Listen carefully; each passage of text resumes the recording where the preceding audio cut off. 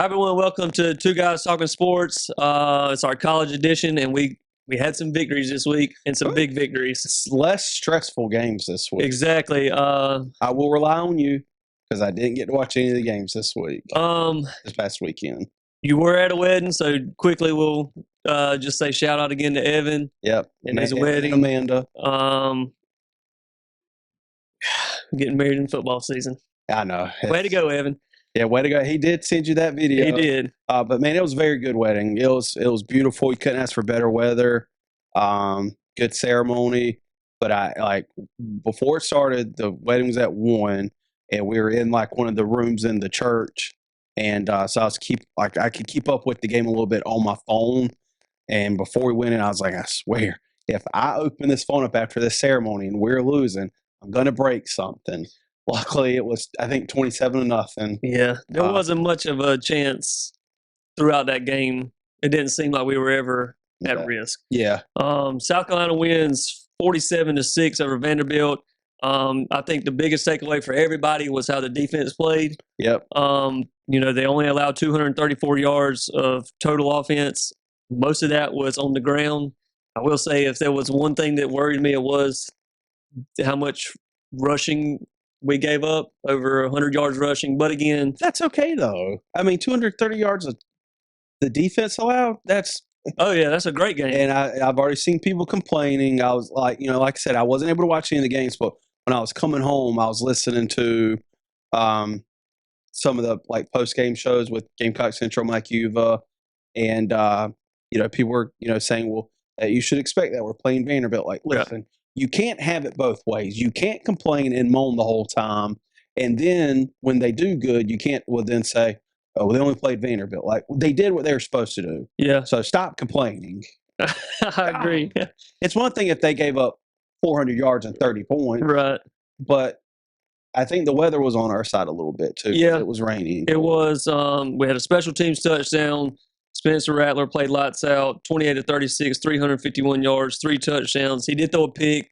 I think that was probably outside of just whenever he has been trying to come back at the end of games and throwing picks. Mm-hmm. And then he had the one, with Nick Harbor last week, the week before, that was kind of underthrown. It was underthrown, but also if you're Nick Harbor, come back for the ball, you're either going to catch it or get a penalty, most likely. Yeah. But I think that this interception was probably his worst of the year. Yeah. It was just kind of a boneheaded play. But it was. You're gonna have that out of all the good that he's done this year and played stellar. Mm-hmm. That one we can live with. And like I said, when it's 47-6 game, you'll take that. I'm more concerned about the rush offense because outside that big run by Mario, we didn't really run the ball that well. No, he had 102 yards, but again, it's like a 47-yarder. A huge rush. The bad thing moving forward for our rush offense is it's Mario. Yeah. I mean, at least we have had Juju McDowell and we have had DK Joyner, but you don't have either one of those. Yeah, Juju's out for the year. DK, I'm not sure if he's going to be here this week. More than likely not. I mean, 2 weeks ago he was on crutches. Yeah, I'm pretty sure, and I'm pretty sure Michael Braswell's the next up in line. Right. I think they're going to have to burn his red shirt. Yeah, well, it just depends on how many games he's played. Well, he would burn it. He would have burned it, but he's going to burn it. You're just at that. And in that situation. And somebody was mentioned this, kind of referring to Xavier McLeod, when the big thing with him was not burning his red shirt. And this was, somebody tweeted, but it was like they didn't mention the parent, but they just said, the parent was like, obviously we would love to keep the red shirt year, but at the end of the day, it's what's doing is best for them. Yeah, South Carolina is at a point of where they are depth-wise that it's hard to have many players with red shirts. I'll shout out Chris Phillips because he actually did.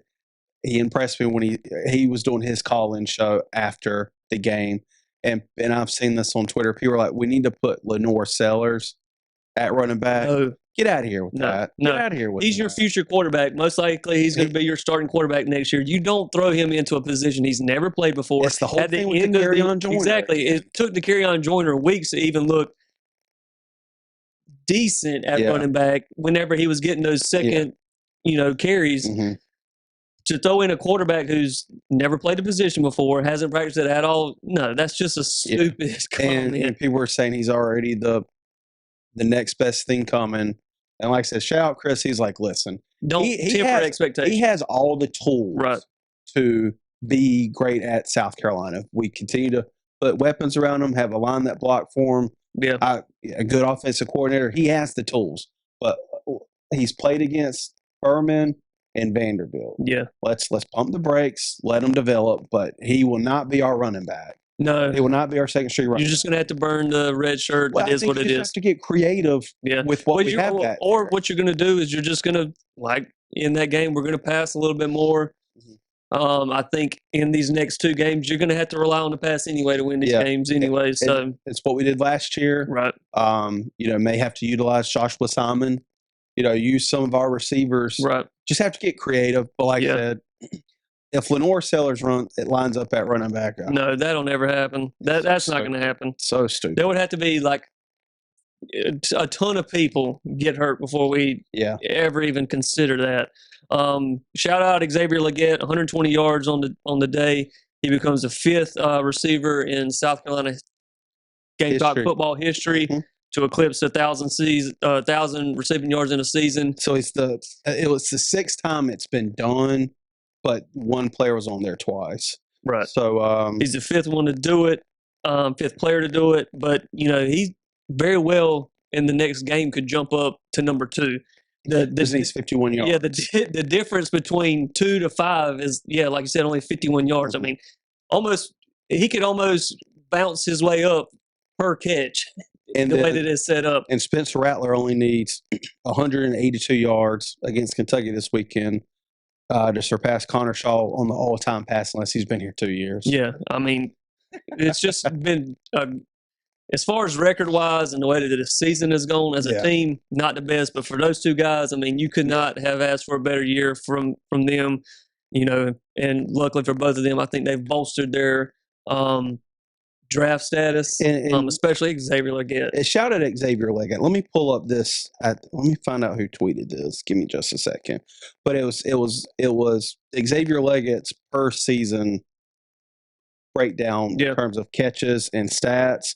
And my God, if this doesn't show athletes, especially college athletes in football, with the way the transfer portal is and everything, if you just stick it out and work and, like I said, put in the work, it will come. Yeah. I mean, Xavier Legette, shout out, Mullen, South Carolina product, has earned himself some money for next year. Yeah, for sure. And like I said, it's a testament what's showing, just putting in the work, putting your head down and not griping and moaning because you're not, playing every and it's also, special teams always gets overlooked. But when you're a guy that can go out there and play gunner and just continue to show that you're willing to do what it takes, you're going to continue. That's going to just build the confidence in you to when they do start getting you those reps. Yeah.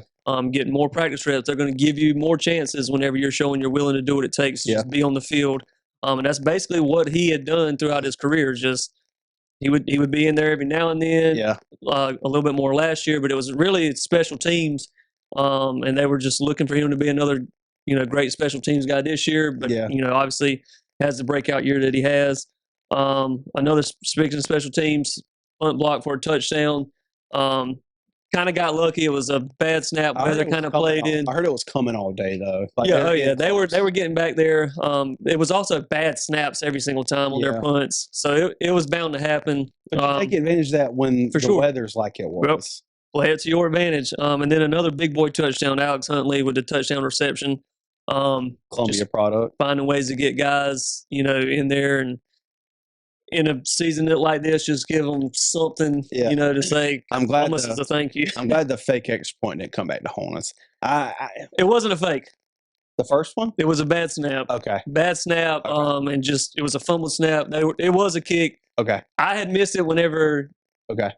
I looked away from the team, did something. So at first, I thought it was a fake kick too. So when we were texting, I was like, Beamer's going to tell us that he just liked the look. Yep. But they did show it later in the broadcast that it was a bad snap. Good. Just couldn't do nothing with it. Yeah, that's again, weather conditions didn't help. Exactly. So, But a big win for South Carolina. Hey, undefeated in November. That's what we said you had to do to be able to. You want to play your best ball in November. That's what we've done since Beamer's been there. Still got a chance for a bowl. Yep. And I think that this game, we needed this win. Not in terms of just another W, but the type of performance that we had was much needed. I think it gave, especially our defense, a ton of momentum heading into the next 2 weeks because Clemson's kind of hitting their stride a little bit. Right.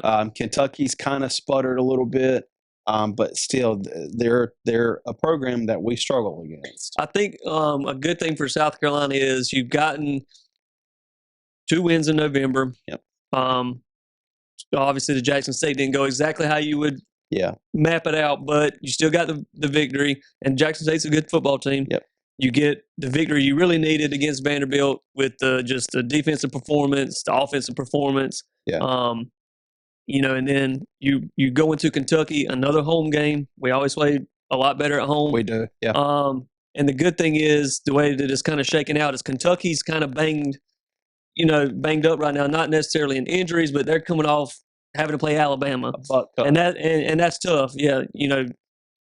The sheer force that Alabama brings. Yeah. Because they will end up being in the college football playoffs this year.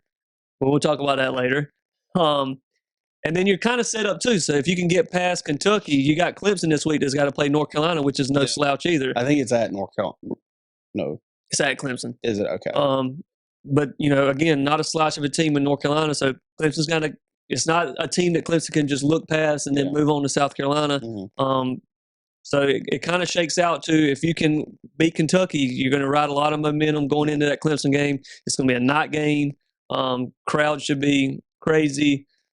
President Trump might be there. At the Clemson game. Both our remaining games are at 7:30. Right. I refuse to get political on this show. From what I've seen, the reason why he is coming is in spite of Nikki Haley. It's pretty funny. Yeah. Because Nikki Haley, and she's Clemson grad. And she's Clemson grad. Right. So I think that's funny. That's the most we'll talk about that. Yeah. But we'll talk about it. Is.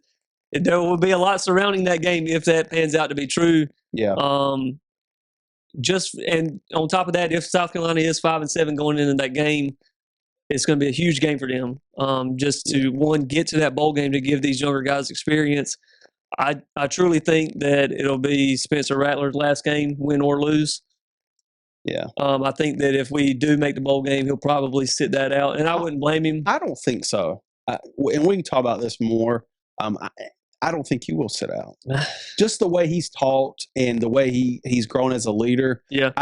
Again, if he does, there's no ill will. Nobody can hate him for doing that. Yeah. I truly don't think he will. He's also he's had a lot to say this past week in some interviews and just comments that he's made that made me like him even more. That he didn't just come to South Carolina to just use the program. He really wanted to be here at the end of the day. Like a lot of people thought that he was just coming here because it was maybe the easy thing to do. He would get to play all of these things. But, he's came out and said that he will always be a Gamecock now. He is garnet and black for the rest of his life, that God led him here, for a purpose. He could easily, wanted to go to a bigger school. He could have easily left at the end of the last year. Mm-hmm. He could have gone to the draft.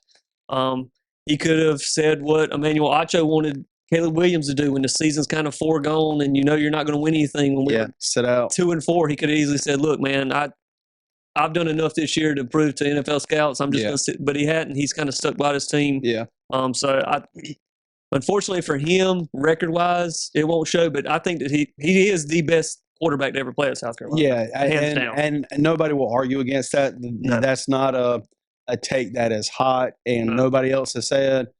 In terms of talent and what he brings, he's the best quarterback to ever come through. I hate that it was kind of at the beginning of Beamer's tenure where he hasn't got anything built up. But yeah, dude, and hopefully he's kind of being a mentor to Lenore's because like I said, Lenore's is going to be great. And we've got another kid coming in next year too. That's no slouch. It's no slouch either. Excuse me. Yeah, exactly. Yeah, Dante Reno. He's come and he's already said. When I was listening to Mike Uva's post game show on Saturday or Sunday coming home, if we go to a bowl game, Reno's already said he's going to be practicing with the team during bowl practice. That'll be good. Which is kind of what Pup Howard did last year. Right. And you've seen a little bit more of him too. Yeah. So big victory for South Carolina. They'll take on Kentucky. We'll jump into that a little bit later on. Yeah. I didn't put it on the sheet, but I've got it on my phone. Clemson took on Georgia Tech. It was at the same time as the South Carolina game. I'll be honest. You're going to have to carry this. I had it on the iPad beside me. Again, I was more focused on the South Carolina game, of course, but Clemson they dominated from everything that I watched. Outside the fake punt. Yeah. I mean, the two times that I can remember anything about Clemson special teams was the Carolina game last year and this fake punt. This is the only thing I saw. I watched a few highlights just to kind of get familiar, but oof. Ooh. Yeah, that was bad. But Clemson's defense, again, they do, kind of what has won them games all year. And that defense is so good. Yeah, 254 yards. Again, Georgia Tech wasn't the most potent offense that they were taking on. No. Georgia Tech is still trying to figure out how they're moving out of that wing triple option. Yeah. So they're not. Obviously, they weren't a slouch. They were 5-4 coming in this game. They won some games. Phil Maffa, 96 rushing yards. Will Shipley, 77. Probably Klubnik's one of his best games this year. Yardage-wise, not so much, but 23 of 34. He was definitely more efficient with the ball. Yeah. 4 touchdown passes. No knock there. He did have 1 pick, but I think this was probably his most efficient game of the season. I do know I think Tyler Brown had a very nice catch. Yeah. For a touchdown. And like I said, I'll be honest, I didn't get to watch the game. But one thing I will say in terms of Cade Klubnik, maybe they don't need him to be this guy that's going to throw the ball 30, 40 yards down the field like you want quarterbacks to do. Mine doesn't. He does it good. But when and I screamed that all year last year, throw it down the field, and you told me I was wrong. And we got into the Tennessee game, and we bombed it, and we bombed it, and we bombed it.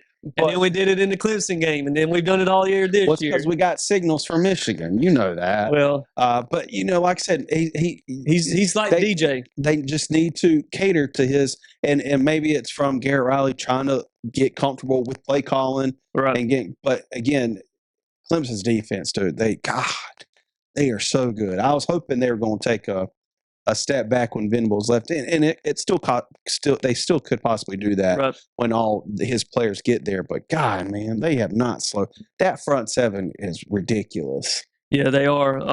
You're gonna find out really, what they've got here towards the end. They've been playing better ever since Tyler from Spartanburg, Dabo's cousin. Tyler from Spartanburg. Dabo's cousin Tyler from Spartanburg called him in, and they did the fake show. Yeah, the fake phone call. But yes, Clemson, they've been playing a lot better since then. I think this, again, they got to take on North Carolina this week. Yeah. Not going to be an easy game for them. I'm hoping that North Carolina puts it on them, kind of shows us what, we need to do. Clemson's favored. Yeah. Clemson's favored. We'll talk about that more.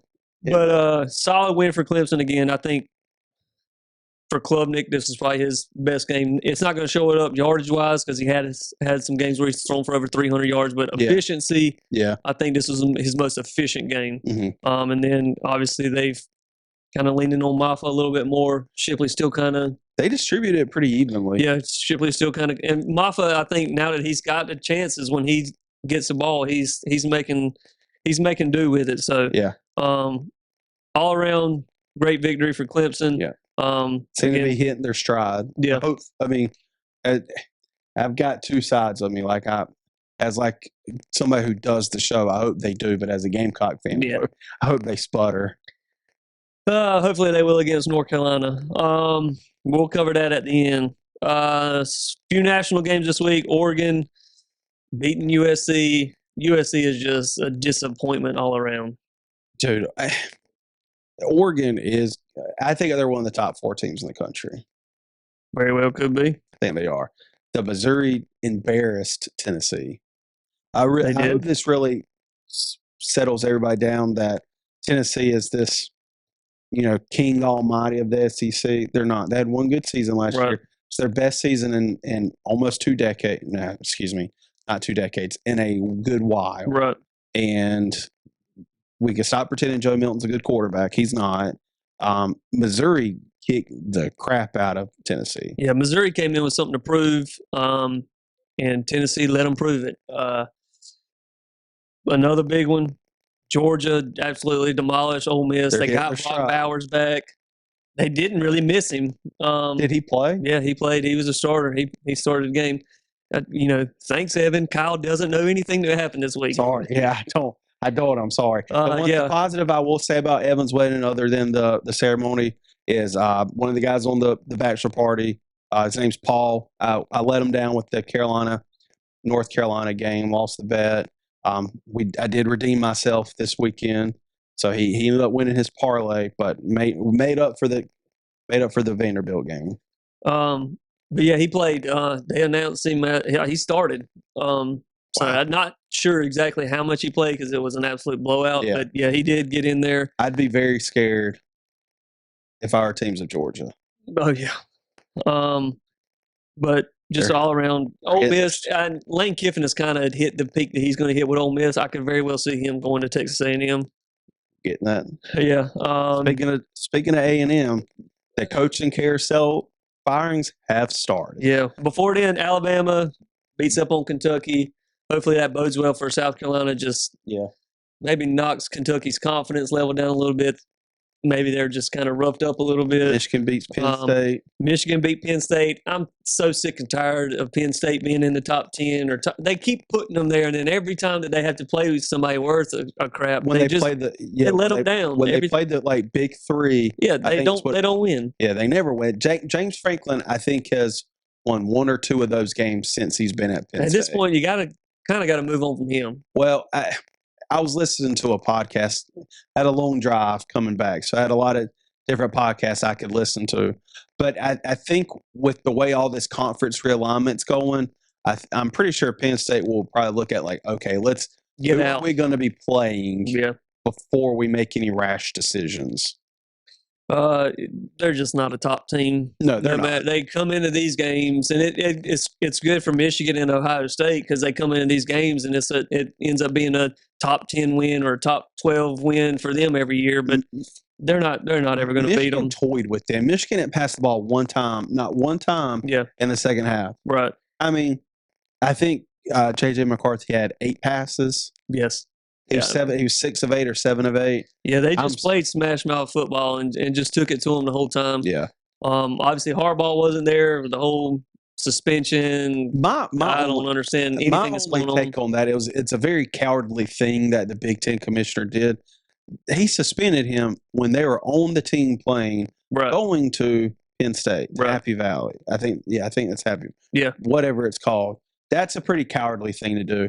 That Sharon Moore, who was the interim head coach, crying after the game. All right. Let's tone it down a little bit. Let's put it in reverse, Put it in reverse, Terry.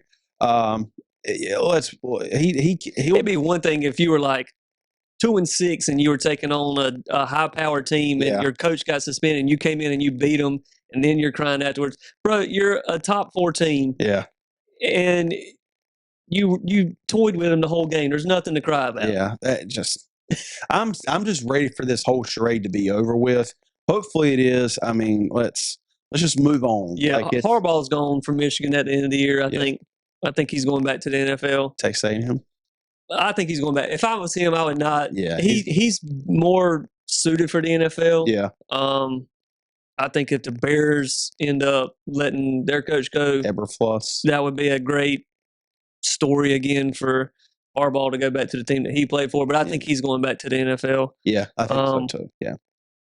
But yeah, I guess he'll be back for the playoffs. Not sure how they're kind of going to go through this. Now he's just suspended for the regular season. He can coach every other day except game day. And the thing is, he can still be in the stands. Somebody was like, what he should do is just march down and be on the sidelines for the game. So it's just stupid. It's so dumb. But again, I get it. But at the same time, I think they made the decision to suspend him just because. If you want to make a statement and suspend him, that's fine. But don't do it when he's basically already there. Yeah. That like you said, that was kind of cowardly. And he can be there. He can be the head coach Monday through Friday, or excuse me, Sunday through Friday. Right. Just can't be the head coach on Saturday. Washington. This was a great game. Washington and Utah. It was back and forth the whole time. Washington comes out victorious. I think this was a good game for Penix Jr. and his Heisman candidacy. All of the guys that kind of were touted as the Heisman favorites kind of floundered this year. I couldn't even tell you who's going to win it. Jaden Daniels should be the Heisman Trophy winner. Penix is going to have a good case, but Caleb Williams not going to have a good case for it. I think it should. Bo Nix should be in consideration. Jaden Daniels, Michael Penix Jr. That's really the three that have stuck out to me this year because it's going to be a quarterback. It's not going to be any running back. No, it's going to be a quarterback. But it really should be Jaden Daniels. But LSU's lost 3 games, so it goes to the best player on the best team. That's what the Heisman Trophy is. Exactly. All right, move forward. Jimbo Fisher was fired, Texas A&M, after a huge victory. Yeah. I think they won like 51-10, and they fired him after the game. And Mississippi State fired their head coach, Zach Arnett. And apparently that's, from everything I've seen on Twitter, everybody was like, that should be Beamer's first call for the defensive coordinator position. So I've also heard Sam Pittman from Arkansas might be next. We'll get back to Jimbo, but I really feel bad for Zach Arnett at Mississippi State. Mm-hmm. I feel like that hire was more of an emotional hire. Yeah. Unfortunately, Mike Leach passed away unexpectedly. Right. He was there already. Yeah. I know he coached I think they made a bowl game. Mm-hmm. Coached the bowl game. It felt like more of an emotional Same hire. thing that happened with Notre Dame. Yeah. Seems like it was an emotional hire that just ain't really panning out. But you're at that if you have it set in your mind that he is not your guy, there's no need to keep him. Right. I've seen a lot of people. We need to see if Beamer's going to get rid of Clayton White. He's got before we can say. We'll talk about that after the regular season because I have a couple ideas I want to run by you. I've seen some list about who should be a call for A&M because they really have an unlimited pocketbook. They do, but he was fired. He was 45-25 while he was there. They kept getting 5-star after 5-star. Never did anything with him. Yep. And unfortunately for Jimbo, you go to a team where it's oil money. They got it, and their donors and the people that support Texas A&M football have the money to spend, and they don't care. They will get rid of you, and they show it. They still owe him $78 million. Yeah. Sure, you won't pay me $78 million? I would be in a TV booth the next day, and I would just give up coaching. I wouldn't do anything. Nope. I'd move out in the middle of nowhere. You'd never see me until that buyout was paid out. Yeah. But I truly don't believe Jimbo Fisher should have never – this brings up another point, but Jimbo Fisher, outside of having Jameis Winston, was an average coach at best. He finished, I think, with the same record that Kevin Sumlin did at Texas A&M, but he didn't really do anything spectacular at Florida State besides that 1 year with Jameis. He hasn't. I think I saw a tweet where he hasn't won a top 25 road game since he's been there. I think that the breaking point was that they have the recruits, and then they have the NIL money to get the recruits there, and then nothing happens with them. And I even saw a picture before the game, and one of their donors or a donor group or whatever presented the athletic department with $130 million. I think it was $160 million check, and people were like, "Yep." As soon as they brought that check out there, you should have known because you gone. Yeah. So this was Jimbo Fisher's first season breakdown at A&M. 2018 went 9-4. 2019 went 8-5. 2020 went 9-1. That was the COVID year. Last year he went 5-7. This year was 6-4. And I think it was last year, or maybe even this year, he's talking about we're just trying to make a bowl game, bro. And after that 2020 season, I'm pretty sure he got a gigantic pay raise. Right. And I feel like these agents hold these schools hostages. Yeah. Because they get one good season and then they take over and they leverage against them. Say, well, okay, if you don't get it, we'll just leave. They force in these gigantic contracts. Luckily, this isn't a big deal for A&M. No, they'll be able to easily replace them. But it begs the question: who do they even go after? I've seen Lane Kiffin. I've seen Dabo. The thing is, and this is no slight in like me being a Gamecock fan, you are dumb if you go after Dabo. And the only reason why I say that is because Dabo is very hard-headed and set in his ways. He has not embraced the NIL era and the transfer portal. That's what Texas A&M's about, is the NIL area. Lane Kiffin fits it best. It could, he'll have, I mean. If it wasn't for. He's doing good at Ole Miss with the resources that he has. He'll have unlimited resources. That's what I said earlier. When they lost to Georgia this past weekend, they kind of hit the peak of what Lane Kiffin can do there with his resources. Yeah, I mean, it just is what it is. He could easily go and thrive at Texas A&M with the amount of money, his charisma, the type of offense that he runs, because he can come out there and they can put up big numbers. They already get the recruits there. Yep. They've got the resources, the money to give him to throw at players to get them there. I think that he would be – I would take Lane Kiffin before I would take Dabo. Absolutely. Even though Lane Kiffin hasn't won the national championships as a head coach and all of these, and Dabo has, Lane Kiffin's the younger, hotter coach that can get players there. He runs a high-powered offense. And, like you said, he's not set in his ways. He's willing to do the things and adapt to whatever it takes to win football games. If Dabo was like that, then, I would go after him. Seen Dan Lanning from Oregon, which he's going to get a big extension at Oregon. Mike Elko from Duke. Lance Leipold from Kansas. Kalen DeBoer from Washington. I even saw. I really think it's going to be Lane Kiffin. It'll be interesting. The only other name that would probably is going to be thrown out is obviously going to be Dion. I think that he would. Right away. No, I don't think that he's going to leave. I think that he would fit it though. I mean, he would fit. He's can take that money and get the players there. Kind of faltered, but I don't think he'll do it because he's not going to leave all those guys because they can't follow. Right, exactly. They can't follow. If this happened next year, sure, he's probably gone. Yeah. But like I said, Colorado's kind of faltered a little bit. Yeah, they have. But it just that we kind of. I think it's going to be Lane overreacted. From what kind of fits what Texas A&M wants to do and what the type of coach they need. Yeah. He's that type of guy. Yeah. I mean, he is. I really don't know any other, like I said, Dan Lanning in Oregon, but he can go get the money there and have he's got success there. He's got the Nike money. Right. He doesn't have to deal with the SEC because guess what? A&M, they still would ultimately have to compete with the Alabamas and the Georgias every year. In the Pac-12, which with all the shakeup, I can't even tell you where they're going to be. I think the Big Ten. But, they've got less to compete with where he's at now. If I'm Texas A&M, it's got to be Lane Kiffin. That's who I would go. Yeah, I'm genuinely curious to see because they need to go ahead and make a decision because guess what happens in a couple weeks? A lot of teams are going to start. That transfer portal is going to open up, and it is going to be Christmas Day for some of these head coaches going after these players from A&M. If you can get Lane Kiffin in before then, he'll keep those guys. Hopefully. For the majority of them, he'll be able to keep them.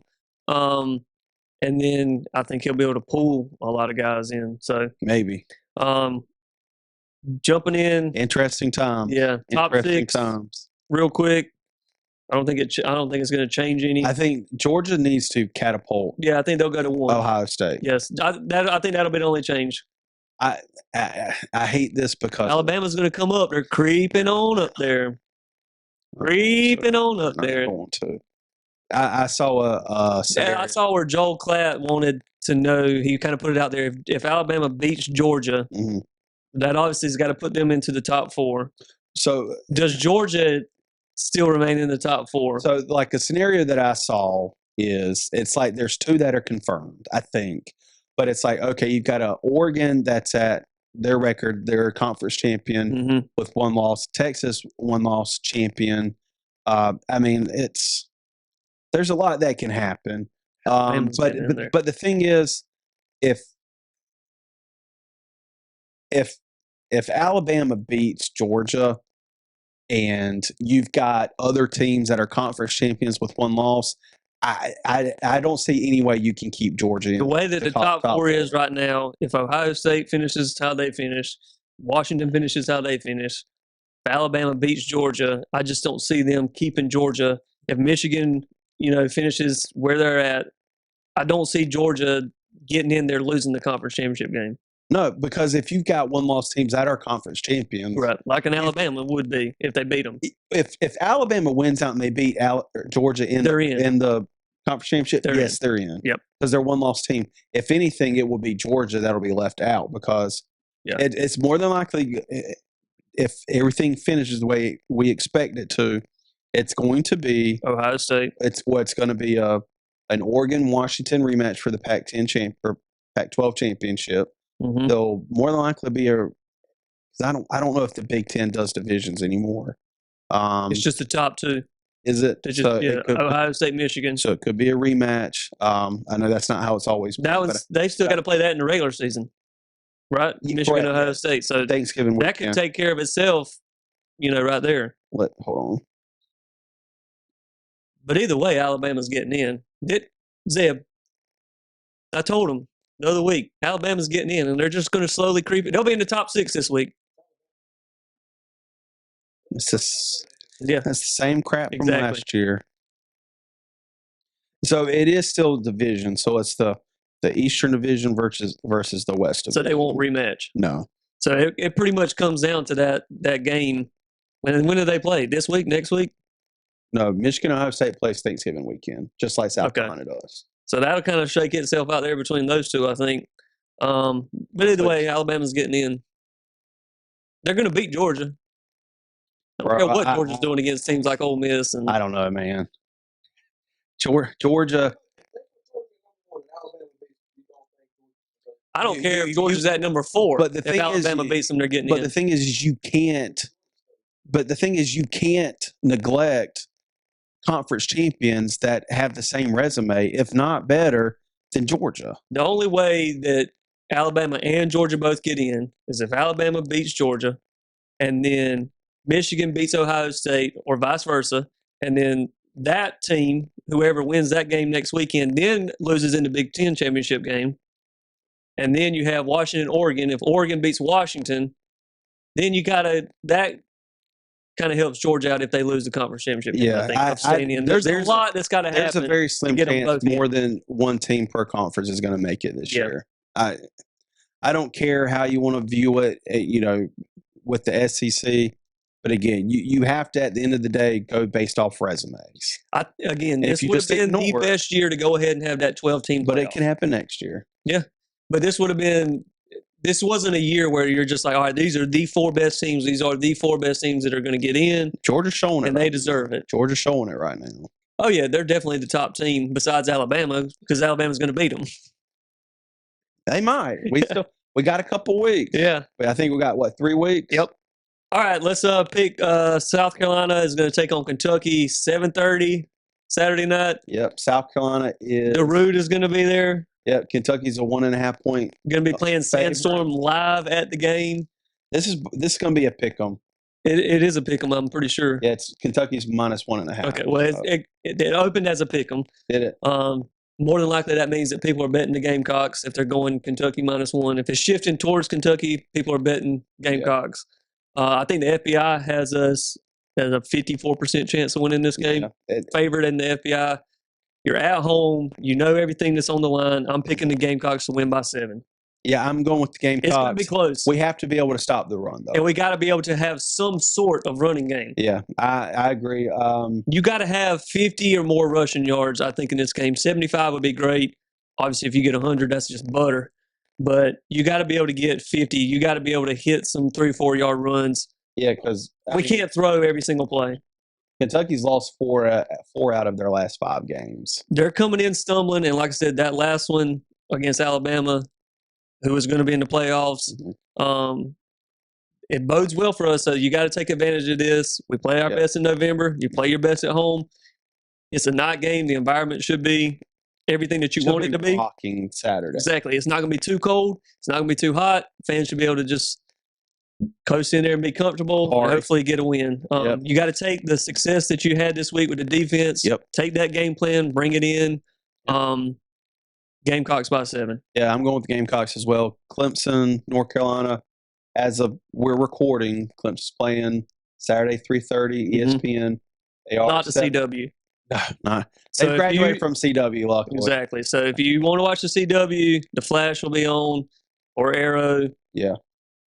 I'm taking North Carolina. Clemson's currently -7 favorite right now, so a touchdown favorite. I don't know, man. Tar Heels by 3. North Carolina's defense is pretty good. North Carolina just, I don't know too much about them. Like I said, they had 2 awful losses against Virginia, and Georgia Tech. They had a win against Duke in double overtime that should have never been that close. I don't know. It's going to be a defensive game. Clemson's defense is what it is. Clemson's going to win by 2 touchdowns. But North Carolina has one of the best quarterbacks in the nation. But Clemson's got all the momentum. They're at home. If there's a weak spot in Clemson's defense, it is the secondary. Yeah. And that's kind of where North Carolina's going to attack. Now, North Carolina's defense is head and shoulders better than what they were last year. Still. And Clemson's offense is figuring it out, but they're definitely not where they want to be. I think that they're going to try their best to force this game on the Cade's shoulders. He's looked better the last few weeks, but when you got to throw 40 times a game and it's meaningful throws, I know he threw 34 times this past week, but they pretty much had the game in hand the whole time. They went in double overtime. I'm talking about Klubnik. Okay, sorry. Yeah, Klubnik. He had a lot of attempts, but they weren't, like pressure, got to make this throw attempts. I think the North Carolina's going to try and force him to do that.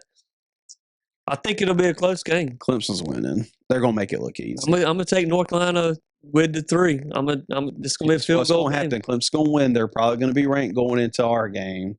That's fine, because when we beat them, it'll be a ranked win for us. Yeah. So, but I'm going with Clemson. I'm going to take North Carolina by a field goal. So South Carolina, 7:30 Saturday night on. So we'll be able to watch both games. Yeah. Both games. Exactly. So, and then North Carolina, North Carolina, Clemson. Yep, 3:30. 3:30, not on the CW. So be able to tune into both games this week. No weddings. No. I think, I should have said this. I busted my tail at the wedding on Saturday. Jesus. Oh, it was bad. I'm sore, man. Probably had too many beverages or something. I slept going downstairs. God, man. Well, those shoes you rent, man, they don't have any. You got to scuff them. You got to go on some concrete. And like the reception. It's like a new pair of boots. You go straight out to concrete and you just. And it was the flooring in the reception area was all like OG hardwood floors. And they had a room for us upstairs because the reception didn't start till 5. We got to the reception venue at like 3 to take pictures. And so we were walking down. Funny enough, I was not the only one that fell, but like I was sitting at the top talking. There was a guy falling, and I heard all this commotion, and a guy had slipped. One of the groomsmen had slipped, but it wasn't bad. It's like, all right, well, they're like, it's very slippery. So I was like, well, I'm gonna go careful. I kid you not, I don't make it one step, and I tumble down the entire flight of stairs. Jesus Christ. Yeah, it's like when you get the trays at the like the playpen area at the fast food restaurants, and you slide down the slide. That's how I fell. I've got this nice big bruise on my left buttocks area. Well, hopefully our teams don't fall down the stairs like Kyle did this past week. So join us next week as we recap these 8-week rivalry week next week. Yeah, hopefully we can get a lot of content coming. Special guest on. Especially with episodes next week. We're just covering our two teams we covered. They're facing each other, so it'll be a lot of information hopefully, and we get to watch both of them play coming into it. So yep. See you then. Thank y'all.